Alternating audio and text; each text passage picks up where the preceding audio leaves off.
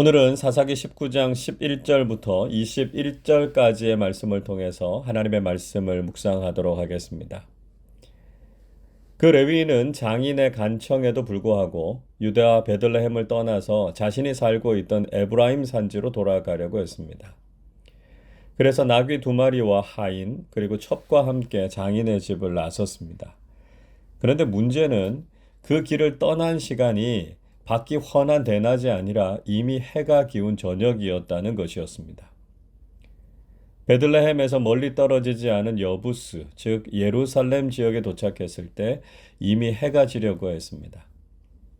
아무래도 밤길을 걸어간다는 것이 위험했기 때문에 그의 종은 여부스 지역에서 하루를 묵고 계속해서 가자 이렇게 제안했습니다. 그러나 문제는 예루살렘에는 이방 민족들인 여부스 족속들이 살고 있었다는 것이었습니다. 그래서 주인은 이방 민족들이 있는 곳보다는 이스라엘 족속들이 살고 있는 지역이 상대적으로 안전할 것이라고 생각해서 기브아까지 가려고 했습니다. 12절을 보십시오. 주인이 그에게 이르되 우리가 돌이켜 이스라엘 자손에게 속하지 아니한 이방 사람의 성읍으로 들어갈 것이 아니니 기브아로 나아가리라 하고, 기브아는 낮은 산, 언덕이라는 의미를 가진 도시인데요. 예루살렘 북쪽 약 5km 지점에 위치한 작은 언덕 지역이었습니다. 한두 시간을 더 걷더라도 이방 민족들이 사는 땅보다는 동족들이 사는 곳에서 하루를 묵는 것이 더 낫다고 판단했습니다. 그러나 이런 그의 판단이 잘못되었다라고 하는 것은 곧 드러나게 되죠. 15절 보십시오. 기브아에 가서 유숙하려고 그리로 돌아 들어가서 성읍 넓은 거리에 앉아 있으나 그를 집으로 영접하여 유숙하게 하는 자가 없었더라. 그렇게 해가 진 이후에 레위인 일행은 기브아에 도착했습니다. 그곳에서 하루를 머물기 위해서 그 성읍의 중심이 되는 거리에 앉아 있었지만 누구도 그들을 영접해서 드리는 사람이 없었습니다. 같은 이스라엘 족속이었고 나그네를 환대해야 하는 것이 이스라엘 사람들에게는 당연한 의무였습니다. 그러나 기브아에 살고 있었던 베냐민 사람들은 기꺼이 베풀어야 할 친절과 환대에 무관심했다는 것이었죠. 하나님께서는 우리 그리스도인들에게 신앙인으로서 마땅히 베풀어야 할 친절과 환대에 대해서 말씀하십니다. 이 세상에서는 힘들고 어려운 일들을 당하고 누군가의 위로와 보살핌이 필요한 사람들이 많이 있습니다. 차가워지고 냉정해진 세상 속에서 그리스도인들은 세상을 따뜻하게 하고 사람들에게 친절을 베푸는 사람들이 되어야 합니다. 최근에 아이가 아파서 경황이 없어 하는 아기 엄마가 교통사고를 내고 당황하게 있을 때 딸처럼 여겨져서 따뜻하게 안아주었다라고 하는 이야기를 듣지 않으셨습니까?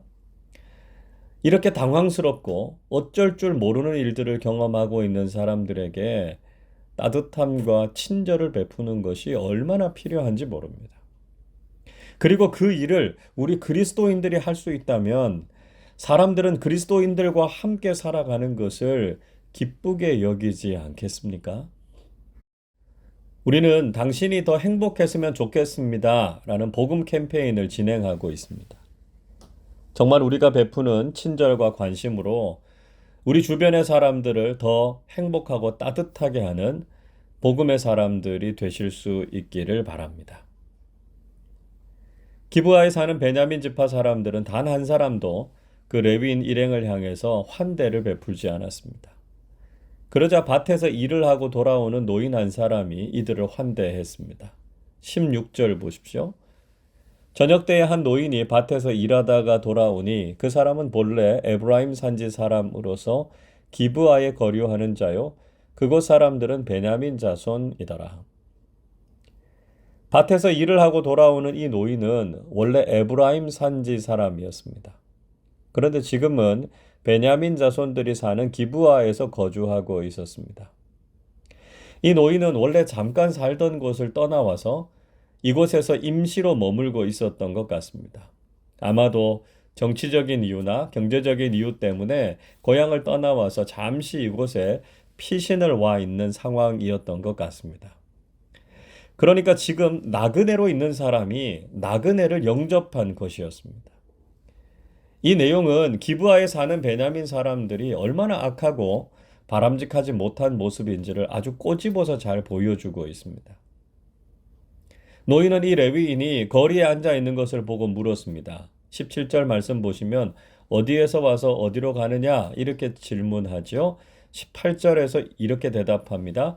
그가 그에게 이르되 우리는 유다 베들레헴에서 에브라임 산지 구석으로 가나이다. 나는 그곳 사람으로서 유다 베들레헴에 갔다가 이제 여호와의 집으로 가는 중인데 나를 자기 집으로 영접하는 사람이 없나이다. 그는 자신이 에브라임 산지 사람으로 유다 베들레헴에서 고향으로 돌아가고 있다. 이렇게 자신의 여정을 소개했습니다. 노인은 그가 동향 사람인 것을 알고 무척 반가웠을 것입니다. 이 레위인이 집으로 돌아가는 과정에 기브아에 들렀는데 자신을 영접해 주는 사람이 하나도 없다고 하소연을 했습니다. 기브아 사람들의 인심이 박하다라고 하는 것을 느낀 이 레위인은 조금이라도 이 노인에게 피해를 끼치지 않으려고 했습니다.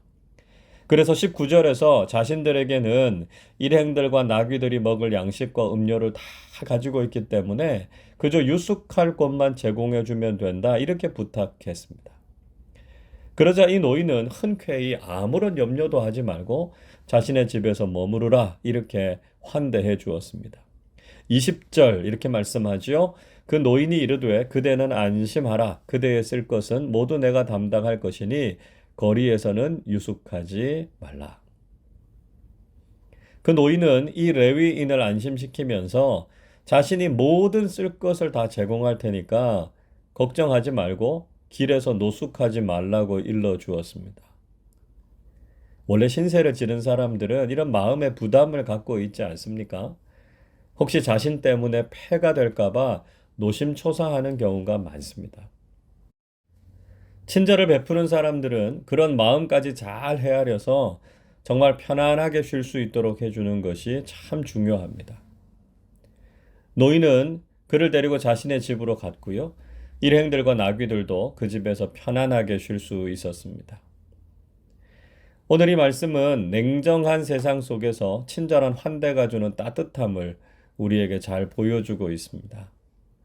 세상은 점점 더 차가워지고 서로를 향해서 무관심해지고 있습니다.